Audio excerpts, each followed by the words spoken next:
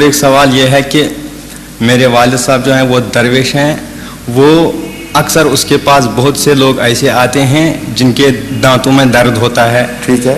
وہ کچھ کاغذ پر لکھتے ہیں تو تعویذ، وہ کچھ لفظ عربی میں لکھتے ہیں، اس پر کیل ٹھونکتے ہیں.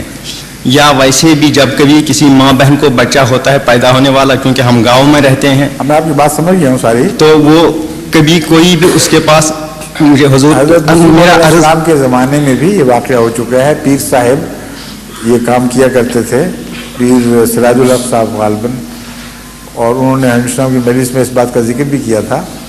حضرت مسیح علیہ السلام مسکرائے، آپ نے ان کو کہا ٹھیک ہے تم کر کے دیکھو، کیل ٹھوکنے سے اگر کسی کے دانت کا درد دور ہو جائے تو ہمیں کیا. اس لیے نہیں، میرا عرض جہاں تک اس فعل کا تعلق ہے زیادہ سے زیادہ عبث کہہ سکتے ہیں اس کو، لیکن حرام نہیں کہہ سکتے. سمجھ گئے؟ عبث فعل ہے. حضور میں نے سمجھا عبث. عبث کا مطلب ہے بیکار کوشش ہے. اتفاق ہو سکتا ہے کہ وہ کامیاب ہو جائے، لیکن ہمارے علم میں کوئی ایسی دلیل نہیں ہے جس کی روح سے ہم اس میں تاثیر کو واقعتاً تسلیم کریں. اس لیے جن باتوں کی تفاصیل کا ہم نے علم نہیں ہے ان کے انکار کا بھی ہمیں حق نہیں ہے. وجہ یہ ہے کہ بطور دم کے سورہ فاتحہ کا دم رسول اللہ صلی اللہ علیہ وسلم کے زمانے میں ثابت ہے. سورہ فاتحہ تو شفا ہے، اس کا ایک نام شفا ہے. سورہ فاتحہ کے دم تک تو ہمیں علم ہے کہ یہ جائز ہے، لیکن یہ ضروری نہیں کہ ہر مریض کو یہ ضرور اچھا کرے. اس لیے لا علمی کا پہلو بھی داخل رہے گا. کہیں یہ اچھا کرے گی، کہیں نہیں کرے گی. اگر ہر جگہ یہ دم کامیاب ہو تو دنیا سے مرض مٹ جائے، کوئی بیمار باقی نہ رہے، ڈاکٹر محمود کی ضرورت ہی نہیں رہتی. جی حضور، سمجھ رہے ہیں نا؟ جی حضور. اس لیے علم کی حد تک صرف یہ ثابت ہوا کہ رسول اللہ صلی اللہ علیہ وسلم نے فرمایا کہ اس میں شفا کا امکان ہے، جسمانی مرض پر بھی کام آ سکتی ہے. تفصیل بیان نہیں فرمائی کہ کب اور کیسے کام آئے گی، لیکن جس وقت کی یہ بات ہے وہ واقعات بتاتے ہیں کہ اصل بات کیا تھی. بعض صحابہ حضرت مسیح اور رسول اللہ صلی اللہ علیہ وسلم کے بعض صحابہ 2-3 ایک سفر پر تھے اور بھوکے تھے، پیاسے تھے. ان کو اپنی بقا کے لیے ضروری تھا کچھ حاصل کریں. قریب کا جو قبیلہ تھا وہ دشمن قبیلہ تھا. مجبور ہوئے اس کے پاس جانے پر. انہوں نے دیکھا اور انکار کر دیا کہ جاؤ ہم تمہیں کچھ نہیں دیں گے. جب وہ باہر نکلے تو ابھی دور نہیں گئے تھے تو ان کے سردار کو علم ہوا. وہ شدید سر درد میں مبتلا تھا جس سے اس کی جان نکلی جاتی تھی. اس نے کہا کہ تم نے بیوقوفی کی ہے، شاید ان کو کچھ علم ہو سر درد کا علاج، ان کو دوبارہ پکڑ کے لاؤ. وہ بھاگے اور ان کو واپس بلا لائے کہ ہمارا سردار بلا رہا ہے. سردار نے ان کو کہا کوئی تمہارے پاس علاج ہے اس کا؟ میں تو بہت تکلیف میں ہوں. ان میں سے ایک نے کہا ہاں میرے پاس ہے. اس نے سورہ فاتحہ کو دم کیا پانی پر اور وہ اس کو پلا دیا. اس کا پلانا تھا کہ وہ تکلیف دور ہو گئی.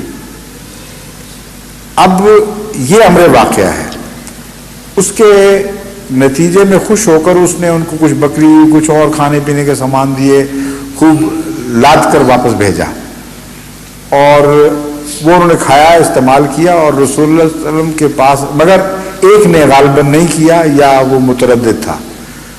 اس نے رسول اللہ صلی اللہ علیہ وسلم کی خدمت میں شکایت کی کہ قرآن کریم تو فرماتا ہے کہ میری آیات کو نہ بیچو، اور انہوں نے یہ دم کر کے دیا تھا، کیا یہ آیات کی فروخت کے مشابہ بات ہے یا کچھ اور بات ہے؟ رسول اللہ صلی اللہ علیہ وسلم نے فرمایا کہ نہیں، اس کا مطلب نہیں آیات بیچنا، بلکہ وہ اپنے نفس کی خاطر آیات کا غلط مطلب کرنا اور اپنے فائدے کے لیے یہ مراد ہے. آپ رسول اللہ صلی اللہ علیہ وسلم نے تفصیل سے نہ بیان کیا. جی حضور میں سمجھ گیا.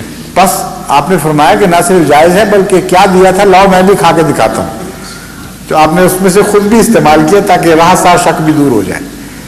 اب یہ قطعی طور پر ثابت ہو گیا کہ سورہ فاتحہ میں جسمانی شفا کے امکانات ہیں، لیکن آپ ہر سر درد پر استعمال کر کے دیکھیں کام نہیں کرے گی. بالکل جی حضور. کیوں نہیں کرے گی؟ اس کا مطلب ہے کہ سورہ فاتحہ کوئی میکینیکل دم نہیں ہے جس طرح آج کل کے مولویوں نے بنایا ہوا ہے، بعض پیشہ وروں نے بنایا ہوا ہے. جی حضور. کوئی اور حکمت ہے اس کی شفا میں، اور وہ دعا اور توکل ہے. اس کے ساتھ جب سورہ فاتحہ پڑھی جاتی ہے تو اس میں شفا کا رنگ پیدا ہو جاتا ہے، ورنہ براہ راست میکینیکل لفظ بولنے سے شفا نہیں بنتی. اس کا تجربہ میں نے ایک دفعہ کیا مردان میں. میں دورے پر گیا ہوا تھا اور بہت سے کثرت سے غیر احمدی، وہ مسجد اب انہوں نے بعد میں شہید کر دی، اس میں کثرت سے غیر احمدی پٹھان دور دور کے علاقے سے آئے ہوئے تھے. اور مجھے اس زمانے میں میگرین بڑی سخت ہوا کرتی تھی. بعد میں اللہ کے فضل سے میں اپنا علاج ہومیوپیتھی خود کرتا رہا تو ٹھیک ہو گئی. اس زمانے میں ابھی مجھے ہوتی تھی دائیں طرف کی شدید درد، جس کے ساتھ وامٹنگ ہوتی تھی بڑی سخت اور رکتی نہیں تھی کسی چیز سے. تو میں سجدے میں تھا تو مجھے یوں لگا جیسے میں الٹی کر دوں گا، اور مجھے یہ خیال آیا کہ شماتت ادا ہوگی، دشمن ہنسے گا. تو میں نے نیت کی کہ سورہ فاتحہ اب تلاوت کروں گا تو اس نیت سے تلاوت کروں گا کہ اے خدا میری اس مرض کو شفا دے، اگر اس میں شفا ہے تو آج مجھ پر اس کو استعمال فرما. اور میں کھڑا ہوا اور اس سورہ فاتحہ کے بعد میں بھول ہی گیا کہ سر درد تھی بھی کہ نہیں. نہ متلی نہ سر درد. ان کے ساتھ بیٹھ کے کھانا کھایا، گھنٹہ تقریر کی، سوال و جواب کی مجلس میں بیٹھا، بالکل غائب ہو گئی، کوئی دوائی استعمال نہیں کی. جی حضور. تو میں ذاتی گواہ ہوں کہ سورہ فاتحہ میں شفا کا اثر شامل ہے، لیکن دوا کو استعمال کس طرح کرنا یہ بھی تو ہوا کرتا ہے. ہر دوا ہمیشہ ایک جیسا اثر ہر مریض پر برابر اثر نہیں دکھاتی. تو سورہ فاتحہ کے ساتھ یہ بات مشروط ہے کہ دعا کے رنگ میں کی جائے، سنجیدگی سے کی جائے، توکل کے ساتھ کی جائے، جبکہ ذرائع دنیا کے باقی موجود نہ ہوں، ورنہ ذرائع کو نظر انداز کر کے یہ کام نہیں دے گی. آپ کے پاس پانی ہو اور آپ نہ پئیں اور کہیں سورہ فاتحہ سے میری پیاس مٹے، تو خدا کہے گا تم جھوٹے ہو، میری تقدیر کا انکار بھی کر رہے ہو اور میری تدبیر کا انکار کر رہے ہو، تقدیر کے فائدہ اٹھانا چاہتے ہو، یہ نہیں ہوگا.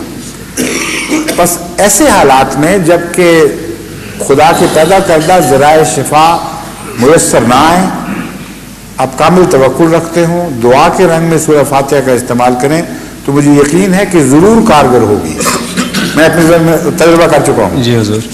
لیکن اگر ایسی صورت نہ ہو تو میں یہ کہہ دینا کہ اس میں شفا ہے، اس کو دم کے طور پر استعمال کرو، یہ جائز نہیں ہے. یعنی جائز ہو بھی تو بےمانی ہے، اس کو ابس کہتے ہیں. جی سمجھ گئے؟ جی حضور. جی حضور، اور ایک سوال ہے.